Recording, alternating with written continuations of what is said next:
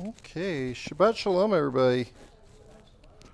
Good to be with you all on our monthly study on Rashi. So, start as we do with our blessing for study. Baruch atah Adonai Eloheinu melech haolam asher kishanu v'mitzvotav v'tzivanu la'asok b'divrei Torah. Blessed are you, Adonai, our God, ruler of the universe, commanded us to busy ourselves with the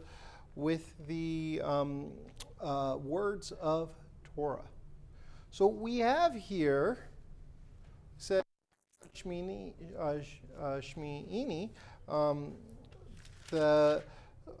we have here the ordination of the priesthood, and then we have this story of Nadav and Abihu. And so let's start off with that very bottom of page 632. How about? All right, can somebody read for me at chapter 10?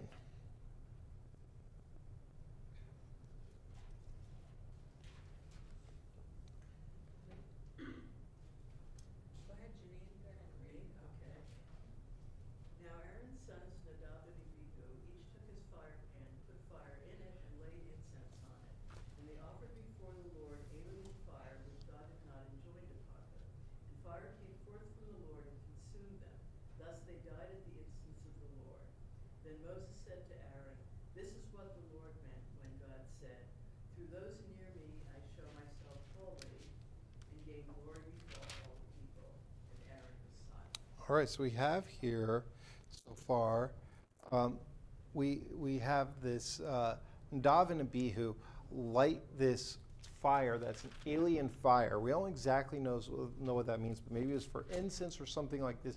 And there's a thought that potentially maybe it came from something connected to what we call avodah zarah, which means idol worship. Like, did this come off of an idolatrous altar from was used here? That's something we need to think about. I forget, there was a sitcom where this guy brought his girlfriend flowers, and which is a lovely, nice gesture. If anybody's ever given you flowers, people often like that and stuff. But then she found out, and this guy was like notoriously cheap, he had swung by a cemetery and taken them off of a tombstone and given it to her. Ooh, your face just changed. You're just like, yikes. If you found out that's where it came from, would you appreciate those flowers as much? You'd be like, these were flowers that somebody left at a tombstone and you didn't even buy them, you just stole them off of the tombstone, and I mean, that doesn't feel good. And so we have here a fire, a flame that used as part of an offering that maybe was used for a different offering of a false god or something like that. And that can be, but also just a lack of focus or intentionality. Think too, if somebody kept saying, "Oh, I want this," if my kid was like, my kid really wants an Elmo toy, an Elmo toy, an Elmo toy, an Elmo toy, because she loves Elmo. And then I got her a Cookie Monster toy. Like, I'd be like, oh, it's the same thing, right? It's like, well, you weren't paying attention when I was talking. So we see here this moment, and then Nadav and Abihu are incinerated. And Moses kind of is like, oh, this is what God meant in front of Aaron, their dad. And Moses kind of gives them like a told you so sort of thing, which is kind of weird. And then it says Aaron was silent. And why do you think Aaron was silent? He just watched his kids get incinerated.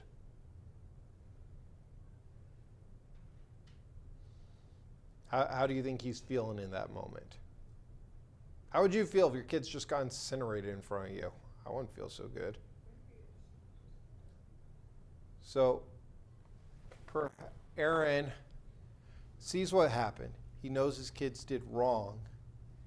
And perhaps like what our commentators say is he wanted to cry out, he wanted to say something. Now, have you ever had a moment where you're really angry and you say, if I say what I'm feeling right now, I'm going to go off or something like that. And you sometimes have to wrangle yourself in because you're upset and you're fuming on the inside, and you say, I better not say anything at all, because if I open my mouth, like, it's going to come out and I won't be able to take it back. Have you ever had that moment? Okay, I have that moment like every day. So, well, I'm like, just don't say anything right now. You're only going to make it worse. So that's kind of what perhaps Aaron is feeling, is like if he lashes out and that's already been done, is he going to say something towards God in this moment where he's just been ordained as a priest? That would be regrettable. So let's see. Let's keep going. So we're on verse 4.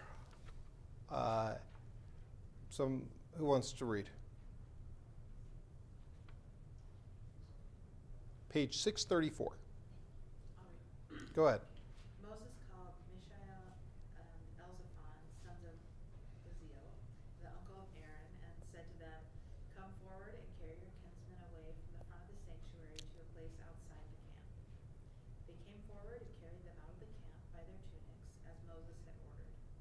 And Moses said to Aaron and to his sons Eleazar and Ithamar, "Do not bare your heads and do not rend your clothes, lest you die and anger strike the whole community. But your kinsmen and all the house of Israel shall bewail the burning that the Lord has wrought. So do not go outside the entrance of the tent of meeting, lest you die, for the Lord's anointing oil is upon you." And they did as Moses had bidden.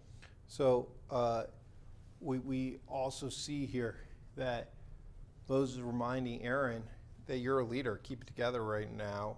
And I mentioned that one of the focuses of my sabbatical is mountains. The other focus is being a calm, non-anxious presence in moments where community is in chaos. Because at the end of the day, what Moses is telling Aaron is like, yeah, you just lost your kids, but you think about it. If you who just got ordained as our high priest lose it in front of everybody, how are they going to see you? How are they going to see God? How are they going to react seeing you react? Like, you have to, when you're a leader, just think about that too, in a role that maybe you've played, an area where you're a leader, where people turn to you to lead. If you are showing that you are not in control of your emotions, how does that affect other people? All right, Angela, if you could take just the next two verses at the top of 635. And the Lord spoke to Aaron, saying, "Drink no wine or other intoxicant, you or your sons, when you enter the tent of meeting, that you may not die." Okay, you can stop right there. Cool. So, does it say anywhere when we read about Nadab and Abihu that they were drunk? No, it doesn't actually say that. But it's inferred, like the rabbis come to the conclusion that they must have been drunk when they did this, because this commandment of don't drink any wine or other intoxicant is right after this incident that occurred. So, it's right after this incident occurred. So they say, oh, this must be in there where as instruction, because like that's what those guys did wrong. That's kind of the conclusion that the rabbis come to. Now, this is where Rashi is a bit curious about this. Right after that says, this is a law for all time throughout the ages. So Rashi is curious about wine here because, well, wait a second. So for us, and this is something I tell the folks who leave to go drink during Musaf, I tell them I've learned to pick and choose my battles. When I first came here, I was like, no, don't leave during Musaf to go. Some of the guys like to go have a drink during Musaf from the Kolamit bar in the kitchen. And I tell them, like, I would get so upset, I'd be like, don't do that, because what Musaf specifically for is that it means additional. That's what the word Musaf means. And these are additional prayers that we are offering at the time of the service when we used to offer sacrifices, since we don't offer sacrifices anymore. And it says right here, don't drink wine or another intoxicant when you're doing these things, like Nadav and Abihu did. But with and I mentioned this some in the service. Why should you not drink while you're? Why should these guys not drink while they were offering sacrifices or setting up the altars and stuff? What's the risk that comes with that? You act inappropriately. Or you say inappropriate things. I heard of a rabbi who was fired from his congregation because he had a bit of a drinking problem, and he drank too much one night, and then in front of his congregation and was like, let me tell you what I really think of all of you, and then stood up on the bema and just was like, you're a jerk, you're a jerk, he's having an affair with her, and everybody was like, what is going on? And so they were like, yeah, you can no longer be our rabbi after that incident occurred. So yeah, you sometimes are out of control. Yeah, Mari? I think also because you have to care for the animal and you have to cut it a certain way. So if you're drunk, you might not be able to do it in a way that's respectful to that animal. So you might, it's a good point. So you might show disrespect to the offering, to the animal itself. Go ahead, Julia. It's just something parenthesis, which I want to say is that according to Kabbalah, you can know a person in three situations: about money, about anger, and about when he's drunk. What was the first one you said? Money. Money, with how they are with money. That's when they are drunk. That's a good point. So you can get to know somebody through three situations when, in regards to money, and we see how sometimes when people get greedy, they change their behavior. And you thought you knew somebody, and then they come into money, or a dispute comes up about money. I've seen families torn apart by that. When they are angry, how do they handle themselves when they're angry? Somebody might seem very pleasant and kind and then be very physically violent or something else when they get angry. And when they are drunk. And we've seen that too, like with folks. I was in a fraternity in college, and there were some guys who, when they drank too much, were the funniest guy in the room, or they were hugging everybody, and they were nice, and they were the life of the party when they were drunk. And then there were other guys who, if they got drunk, we'd make sure they didn't get drunk, because if they got drunk, they would start crying, or they would get angry and start yelling or breaking stuff and stuff like that. You hear about happy drunks and mean drunks.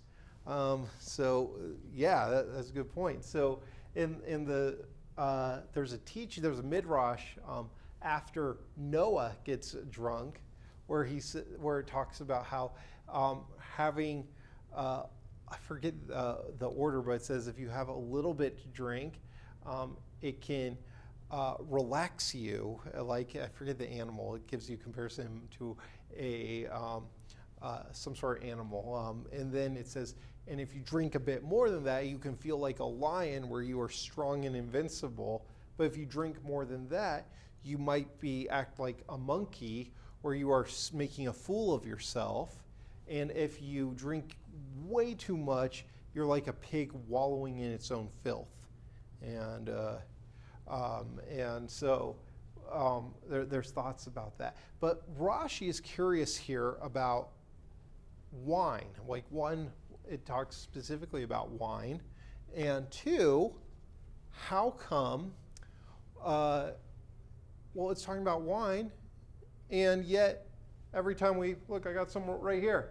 Every time we have a service or something, we have wine. Or we just had Passover Seder last week, 4 cups of wine. So is it saying that wine is bad? That we shouldn't drink? No. No. Rashi is focused on how it says wine or intoxicants. And what Rashi says that means is that it's saying you can drink wine, but you have to drink it to the point that you don't drink to the point of intoxication while you're fulfilling something religious. Purim is one exception. So we're supposed to get pretty wasted on Purim. I fulfilled that mitzvah this year. Anyways, so we're supposed to get pretty wasted, drunk at Purim, but that's a day where we are doing things where we are different than we normally do, and acting the opposite that we usually do. But what Rashi says here is you're supposed to do this in moderation and not to the point where you get drunk. Now, are there other religions out there that have a different stance on these things? Sure. For example, Catholic Church, my Catholic Church is pretty pro-wine. What about, are there religions out there that say no wine at all? Mormons and Muslims. Exactly, and some groups of Native Americans too. There you go. And so why, I don't know if we have any ex-Mormons in the crowd, or you're ex-Mormon. What are Mormons not allowed to partake in? Everything. Everything. Definitely wine. Definitely any kind of alcohol, cigarettes, coffee. Okay. Yeah. So it's Tops. why should a Mormon not drink or smoke or drink coffee? Word of wisdom. Yeah, but what's the point of it? Depends who you ask. What do all those things have in? I can't hear you. I said it depends who you ask. Depends who you ask. Yeah, when I once met with President Nelson, and he was young, he was only 98 at the time. I asked him what the secret to his longevity was, and he said, word of wisdom, I've never had a drink, and I was thinking, I don't know if I want to be 101 anyways. But so what do all those things have in common? Cigarettes, alcohol, coffee. They can be addictive, and they can also do really bad things for you. Alcohol, you drink way too much of that, it can kill you. It can kill you if I drink a whole, thing of vodka this big, I can straight up die from alcohol poisoning. But even if I'm an alcoholic and I'm regularly drinking to intoxication, I'll destroy my liver. Or if I'm a chain smoker, I'm going to destroy my lungs. David, were you going to say something? What about coffee? Coffee is not addictive. It is not harmful. I would say coffee can be addictive. I know people who, I have a bunch of family members who are caffeine addicts, and maybe not for you, but for them, if they don't get their morning coffee, they start to get headaches, and yeah, they can get headaches, and It's only for 3 days, no, I don't know, or cranky or whatever. So Oh, I have arrhythmia and it makes me sick. okay, so. Or if I drink 20 cups of coffee, that might all that caffeine might be. Well, yeah, too much caffeine you get once will kill you. Yeah, that could. Too much of too much water will kill you. All right. So, to that. Interestingly, Mormons allow now for cold caffeinated beverages, and I tell people that I can always spot a Mormon at a restaurant in the morning because they're ordering Diet Coke with breakfast. But when I took a bunch of Mormons to Israel, I remember they were saying to me, Sam, I need Coca-Cola. I need Coca-Cola. Like, where can you get Coca-Cola? And I was like, oh, there's a place right here. And one of the Mormons gave me 200 shekels, which is like $60. He said, just buy all the Coca-Cola so that we can have it in our car. Like, I was like, whoa. So, anyways, we see here that other religions say, don't even touch it. Don't even touch it. This is addictive, and don't even touch it. And which comes with good and bad, I think. Great if you never touch that stuff, that's awesome. At the same time, I know people who then, if there's no idea of moderation, they take one sip of something and they go, well, I might as well drink to intoxication now because if one sip is the same as getting drunk, if it's completely not allowed. So there you go. But anyways, with this, Rashi is saying moderation is, we're not like Mormons. Well, Rashi predates Mormons, and we're also not like Muslims. We are okay in Judaism with things in moderation. We can recognize that those things can be good in moderation. And we even see that there's studies that show, like, if you drink a glass of wine a day or something, it can be good for your heart or something. Yeah. You know, I don't know if this is the case now, but, you know, when I was growing up, you know, we'd always have a glass of wine or whatever, even as a kid, on happy occasions. So on holidays. Great point. Or, you know, at weddings, even as a kid, you know, we were allowed to have wine and such. But what I learned growing up is that I can have wine, you know, because I don't like hard liquor, so I don't have that. But I can have wine when I'm happy, or when it's a happy occasion, in moderation again. Sure. And one day in college, it's always in college, right? Right. Test out the other theory. When you're, you know, something's gone wrong, you know, when you decide to do what everybody else does, you know, you go to the. I had a bad day, so I'm going to Oh, drink. This is in Michigan, University of Michigan, okay. So now here, you go to the bar, you know, and you start to have a drink, you know, because you're feeling kind of blue, and it's like, I had one half a glass, and I got sick, and I went back to my apartment and threw up. Oh, man. I'll never do that. There you go. Because I had learned to do it only when I was happy. Well, puts a whole new meaning to go blue. But but to your point there, actually, that's like in Judaism, we see like make kiddush or when we have havdalah or we have wine at happy occasions. That's what Rashi is saying too. And I remember also as a kid, having some champagne at New Year's or something. Mari. I wonder if it's less to do with the wine, more to do with like, cause here where it says like drinking no wine or other intoxicants, and it ends with like that you may not die, then it's like a period right there. And then the next sentence is like, this is a law for all time throughout the ages, and it continues where you must distinguish between the sacred and the profane. You must enter an exor, and you must teach the Israelites the laws that the Lord has imparted to them through Moses. So I wonder because it's like a division by the period, if more like the emphasis is more on distinguishing between sacred and unsacred. Yeah, that's a good point. I like that. Sure. So because of so in the Torah, there's no periods or anything like that. But the fact that the verse, where the rabbis ended the verse, is that you may not die, is again recognizing the difference between sacred drinking versus profane drinking.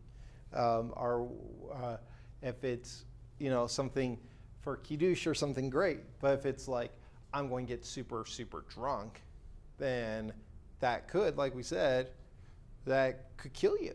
That could kill you or lead to other effects. I'm a big baseball fan, as many people know. One of the greatest baseball players of all time is Mickey Mantle, and Mickey Mantle, though, I say he's one of the greatest baseball players, not the greatest. And he was very frustrated with himself because he said, I could have been the greatest, but because of my alcoholism, like he was so regularly drunk or injured as a result of that or whatever, it really stunted his career and also his life. He died in his 60s, I think, mid 60s of liver cancer. And so it's saying, like, so that you don't die, don't do this. Let's continue on. And how about, so there's a whole thing in there about drinking responsibly in the Torah. Let's jump down to the bottom of the page. Can somebody read for me? Let's see, what are we doing on time? I got about 15, 20 minutes. Then Moses inquired about the goat. Somebody read for me? Go ahead, Alpha. Oh, Alpha, I didn't call you. Had your hand up before, and I didn't call on you. Was there something you were going to add? Do you think it also might have something to do with the fact that his sons just died, and God is saying, don't use alcohol Yeah. to deal with these feelings? So, to Aaron, like, Yeah. perhaps there could be something about, as Moses that's a good thought. I thought of that, like, as Moses was saying to Aaron, keep your emotions in check and stuff like that. Maybe also, and don't now go abuse substances because out of grief or whatever. That's an interesting thought. Go ahead. If you would read for us at the bottom of the page. Then Moses inquired about the goat of purification offering, and it had already been burned. He was angry with Eleazar and Ithamar, Aaron's remaining sons, and said, why did you not eat the purification offering in the sacred area? For it is most holy, and he has given it to you to remove the guilt of the community and to make expiation for them before the Lord. Since its blood was not brought inside the sanctuary, you should certainly have eaten it in the sanctuary, as I commanded. So Moses ticked off. He's like, you guys messed up. You did this wrong. What were you thinking? Go on. And Aaron spoke to Moses, see, this day they brought their purification offering and their burnt offerings before the Lord, and such things have befallen me. Had I eaten purification offering today, would the Lord have approved? And when Moses heard this, he approved. There you go. So that's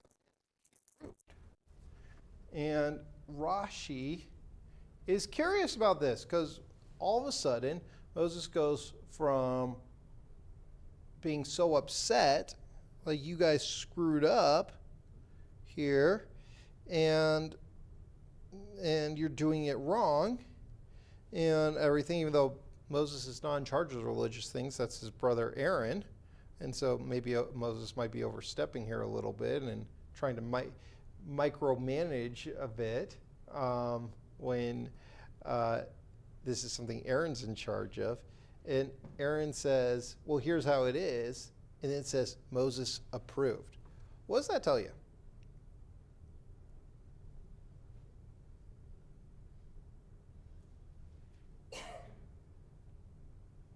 So what are some characteristics that we know? What is Moses' defining characteristic? There you go. Theoretically, he is the most humble man in the world. And there's even a part of the Torah that says Moses was the most humble man. And the rabbis say that was a part of the Torah that Moses did not write, because why would the most humble man say, I'm the most humble man? But that would not be a very humble thing to do. Anyways, so Moses, Rashi is saying, here, this is an example of Moses' humility, because Moses here is trying to correct everyone and say, hey, you're wrong, you're doing it wrong. And then Aaron basically steps up and says, well, actually, and what's Moses' response to Aaron being like, well, actually, Moses? Moses is like, oh, okay. He doesn't get defensive. He doesn't get angry. He doesn't pull Aaron aside and say, what do you think you're doing? You are undermining me as the leader of our people. It says he approved. And so by doing this, Moses is essentially admitting that Aaron was correct, and that Moses wasn't ashamed about it. Because after all, Moses could have gone defensive and Rashi says he could have said, well, I haven't heard of this law. And instead he said, oh, but essentially by approving me, like, oh, you know what? You're right. I heard it and I forgot. You're right. You're correct, actually. So does this make Moses look weak by doing this? Like Aaron got something right and he got it wrong? No? I think certain, not naming any names, but, you know, certain political leaders can look stronger if they can admit Mm. move on rather than, you know, just insisting no matter what, refusing to take any Sure. kind of correction, direction, or criticism. Sure. Well, I'll name names. So President Trump, in his in one of his books they wrote before becoming president, forget if it was The Art of the Deal or a different book, he wrote, one of his chapters was how never ever apologize. And you might notice President Trump never apologizes. Wrote that in a book? He wrote that in a book, yes. People voted for this guy? Hey,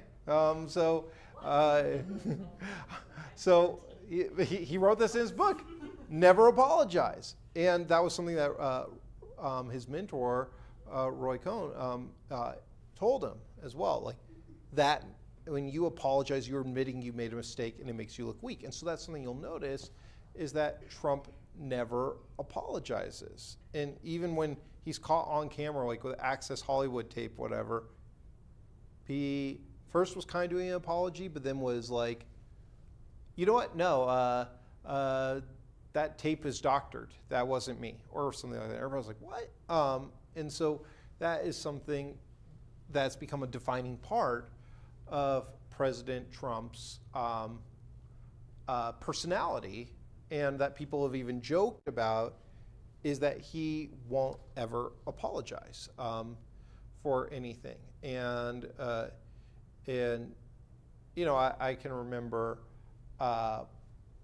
other presidents who have apologized for stuff, like, for instance, I mean, Bill Clinton famously, he kind of had to apologize for his indiscretions in committing perjury and lying to the American people. But also I remember he made a joke once about when he was in Canada, I think it was, and he said, I love Canada. You know, I feel like an Irishman at the bar when I'm in Canada. You know, just when I think I've had enough and I start to leave, I go, you know what? I want to stay for some more. Well, the Irish ambassador didn't find that joke particularly funny, that Bill Clinton was making fun of Irish for drinking, and Bill Clinton apologized for it. Well, similarly, Barack Obama went on the Tonight Show with Jay Leno, and he made a joke disparaging the Special Olympics. And he came out and he apologized, said, you know, I said something without thinking it through, and I want to apologize for that. And another time he called a reporter like sweetheart or honey or something, and people point out that was sexist, and he personally called the reporter, apologized, and then publicly said, you know, that's something I'm working on for myself, is how I talk with women and how sometimes I might say something that isn't appropriate, and I'm learning, and I'm sorry. And does that make him look bad or weak?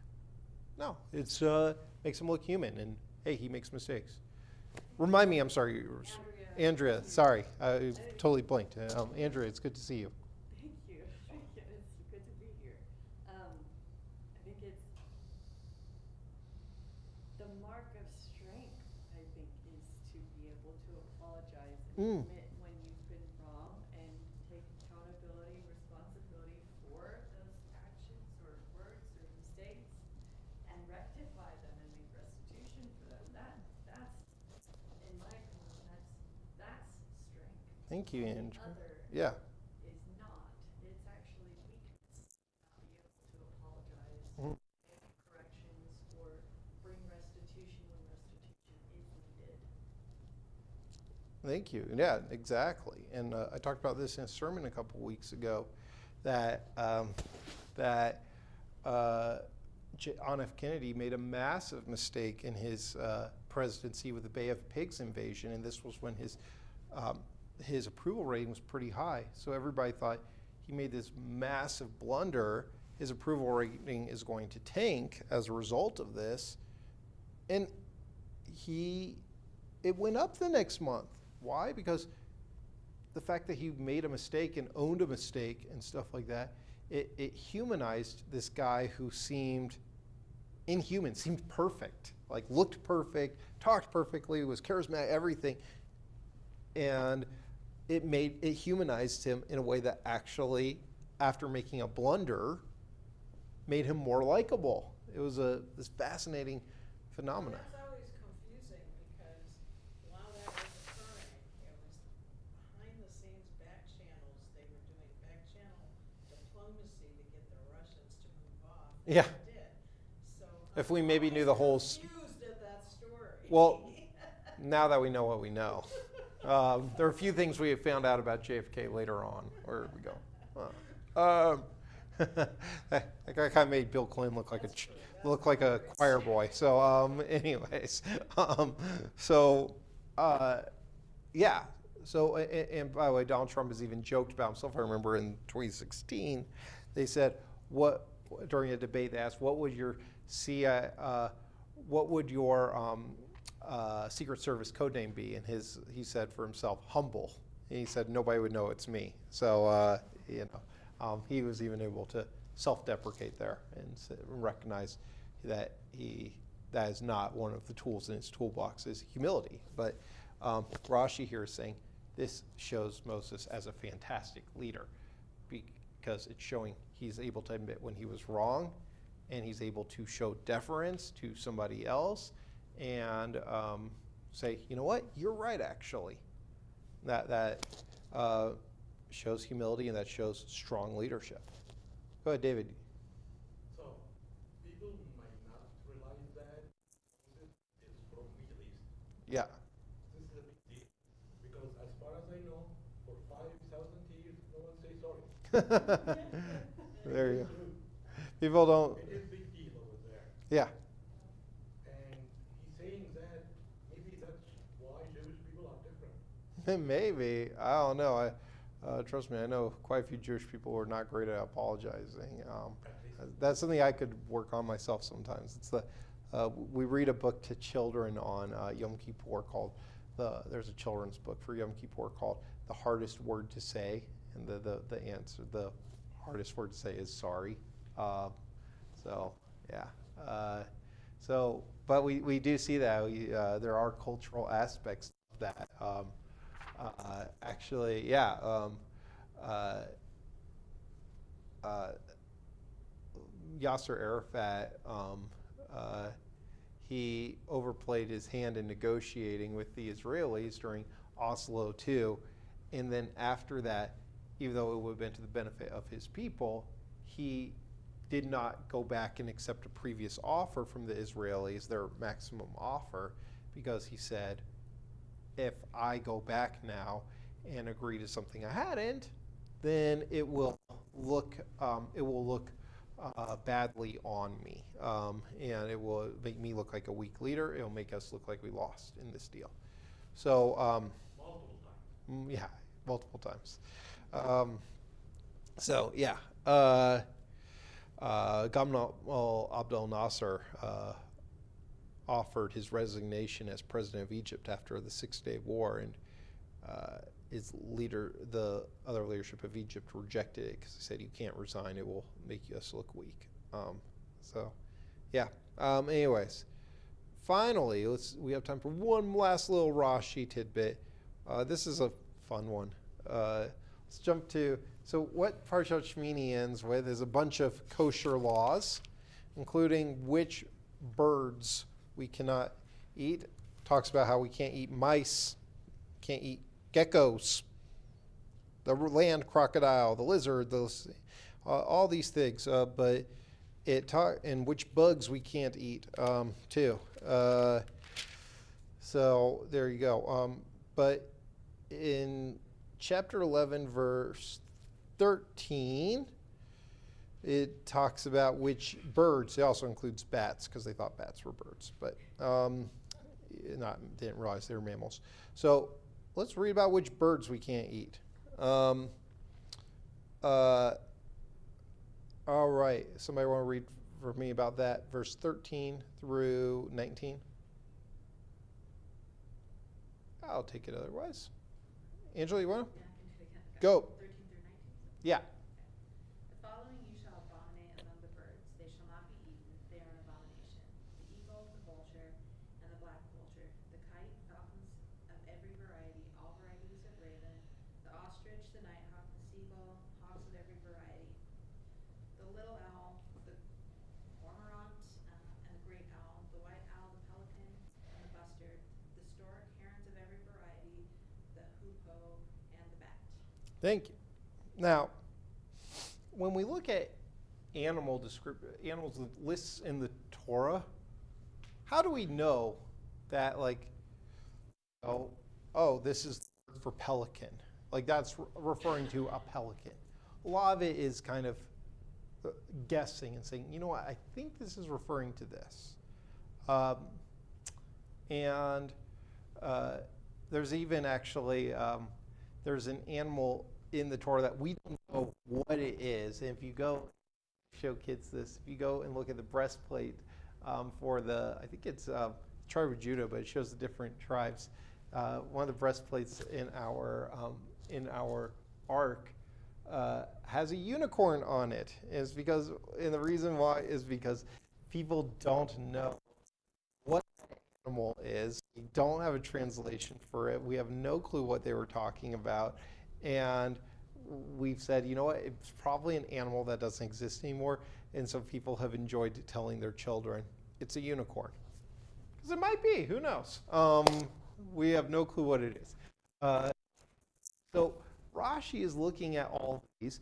And basically because of this list, we are coming up with, when we look at the Hebrew, what bird could that mean? And with the stork, that is what they say Hasidah is. It says in the Hebrew, Hasidah. Why? So when you hear Hasidah, does that sound like another word to you? Well, it sure sounds like Hasidim. Good. Hasidim, same word. Hasidim. Or Hasidic Jews or something. What does that mean? What does Hasidim literally mean? Well,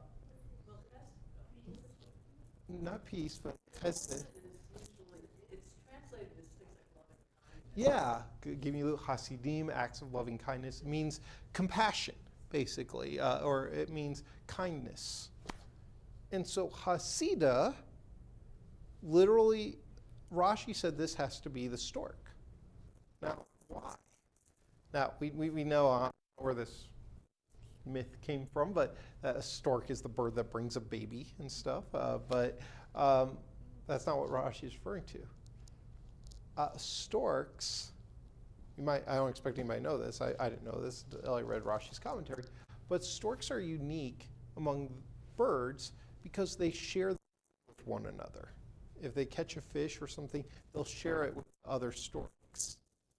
And so this bird is called a Hasidah, like literally the kind bird, the compassionate bird. And Rashi says that must be the stork. That's what it's referring to here. We can't eat storks. It's saying don't eat the stork. It's referring to the kind bird. And storks are the birds that show compassion by sharing with one another. So just thought I like that teaching. But so that's a little bit of Rashi to make you smile your day on. So with that, I got to run and go pick up my kids. But at 1:30. But thank you, everybody. Always love learning with you. And we'll do this again next month, towards the end of the month, since I'll be gone the first half of the month. All right. Thanks, everyone. Shabbat Shalom.